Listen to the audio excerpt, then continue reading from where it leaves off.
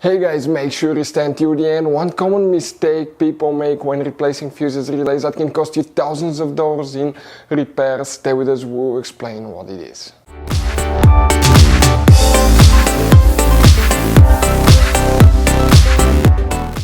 Hey guys, welcome back to Auto Repair guys. Thank you guys for watching and subscribing to the channel. Today will be super helpful video to any of you guys having a Mercedes E-Class, that generation here from year 2010 to year 2016. If you guys have one of those, if you need to find where the DPF fuse is located, which fuse you need to check, where you can buy cheap parts, tools, fuses, relays at a good price, quick shipping, that way you do not waste money and time. Why it's important to always test fuses and relays. All that guys will be covered absolutely free for your convenience. Make sure to stay until the end. So before we start, let us tell you a little bit about us guys.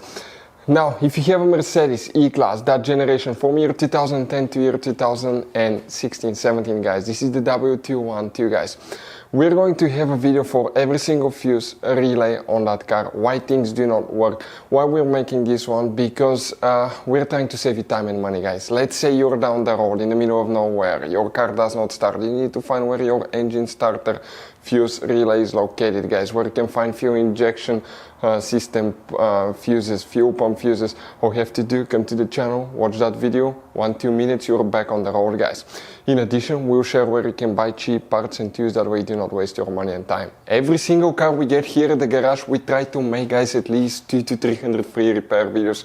We take them completely apart, we show you how to fix mechanical, electrical, engine work guys, body work, a little bit of everything. And we have more than 12,000 free repair videos on our channels that can save you thousands of dollars guys in free repair videos. Check it out if you need help with that. So let's go ahead and start on it now. The DPF fuse, where you can expect to find it, we will guys demonstrate on that generation Mercedes E-Class here. This is the pre-facelifted model, this is the facelifted model, it should work for both. Now, you guys have multiple fuse boxes and today we'll be working in one that's under the hood. So open the hood, and if you come on the driver's side, you have a cover here, open that cover, and under the cover you'll find a main engine fuse box with a layout like this one here. Before we guys continue, let's explain quickly why it's always a good idea to test fuses and relays.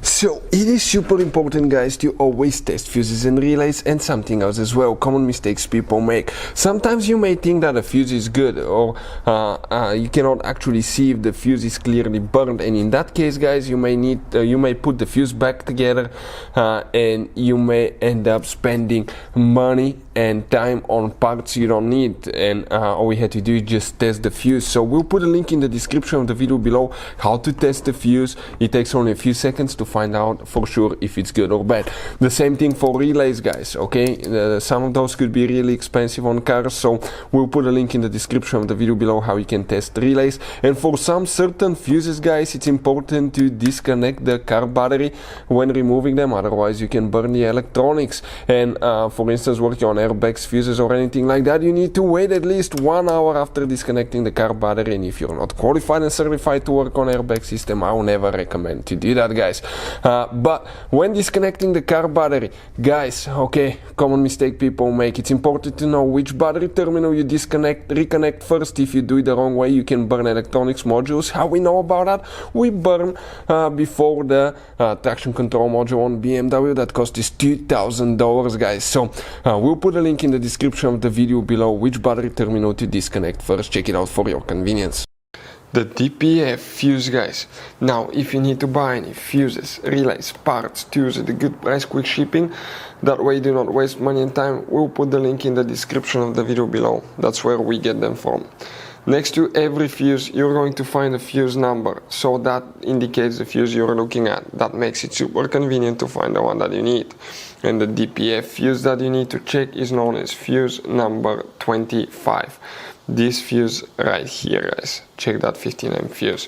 Hopefully the video will be helpful. Thank you for watching, see you next time.